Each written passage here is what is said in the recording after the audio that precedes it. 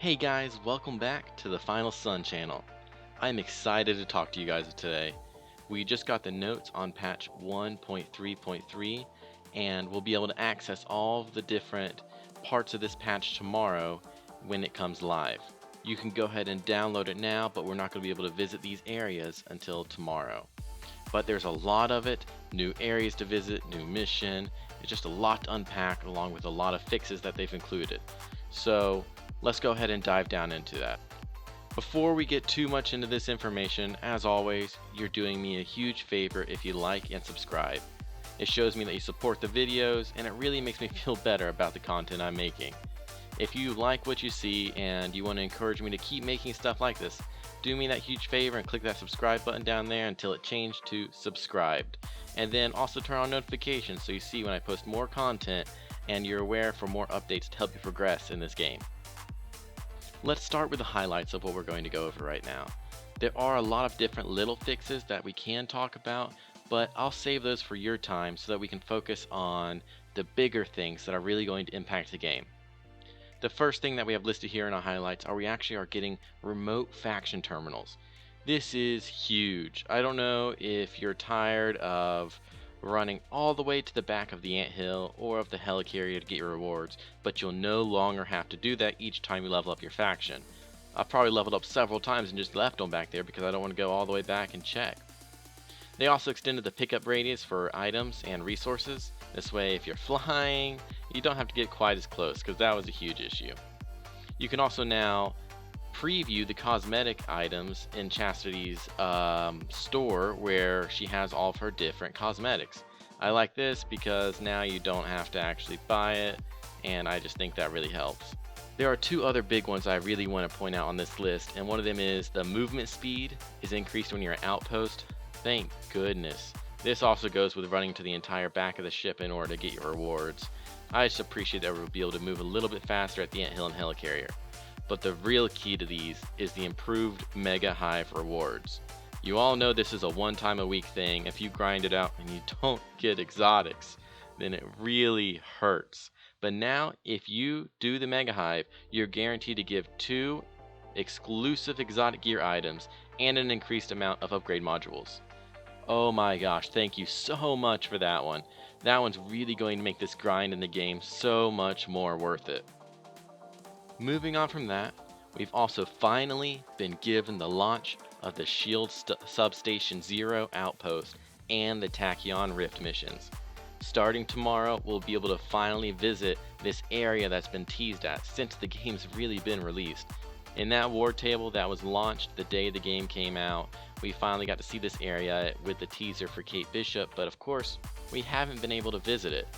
And Substation Zero, I'm not sure exactly where it will be, but I'm assuming it will be in the same area as the iconic missions for Black Widow, in the underground substation, or underwater substation I should say, and hopefully maybe we'll get a new faction or something like that. I would really much look forward to this, and I hope that they have some more purchases you can make there and factions you can level up. I think the Tachyon Rift missions are a huge answer to a problem we've had in the game so far. A lot of the grinding has been single player based, but now we're introduced to a late game mission that you can do with your friends. As it says at the bottom of it, a late game offering Tachyon Rift missions require 140 power level or superheroes to play, higher superheroes. These missions are available once per day and rotate out daily, something we can do each day that we don't have to wait for a weekly reset to do. Another prayer answered right there. But what I'm excited about is it just seems like it's going to be different than everything else. It talks about having the Meridian modifier active and passing through temporal anomalies, and it looks really cool, but I'm just excited to see how it's going to play with my friends when we're inside that mission. This is great, huge step in the right direction. I can't wait to see where we're going to go when raids are finally talked about again and we have these introduced into the game. I'll show some gameplay for this tomorrow when it's available so that you guys get a kind of insight and see if you like it as well. There were some other user interface things that they did want to address. I think the biggest ones to talk about are just the ones I have listed here, where we can see players can now preview cosmetic items as I mentioned earlier. You can also Use your tactical awareness for longer periods of time now. That's nice. It's nice not to hit up on the D-pad on the PlayStation every time I want to use that. If it can stay a little bit longer, I will definitely appreciate that. All the other ones are not huge and are pretty specific to different areas or regions, but they did take out some tutorials so you don't have to do them all the time, and a little bit of adjustments for your subtitles. Take a look at those. As always, I'm dropping the link below so that you can look at these notes yourself. There were also some gear and challenges notes put in here, and a lot of these are just specific fixes to very specific issues in the game. If you look at them, it's things like making sure the hero card challenges are properly counted when you complete an objective, or talking about some gear appearing at level 1, and getting some skins back that were not given or that were taken away through an error or glitch in the game. But what we really want to focus on here is actually at the bottom, where we're looking at the rewards tuning. I already mentioned earlier we're getting the Mega Hive rewards with the 2 exclusive exotic gear each time. That in itself is huge, but they went further than that. We're also getting power-ups to these exotic gears, where they're tuning it so that it has higher power level and it will scale accordingly. It's also giving it better attributes for the exotic gear and making sure that it's worth getting this gear. We want to make sure that we're not going to get exotic gear that's just as good as our legendary gear when we could easily go get legendary gear somewhere else. So I appreciate that. And then they're also improving the reliability of the perks that you can get on your Norn Stones that increase the drop chance and rate of different things. I appreciate that. I want to make sure that really works, because at the end of all my hives I actually do equip those right before I finish to make sure I get the best and the most gear possible. One thing I was not aware of, but looking at this list I saw, is there was an issue with DNA keys that were not deducted from your inventory when opening a DNA strongbox. If you're in Hulkbuster, apparently that would happen.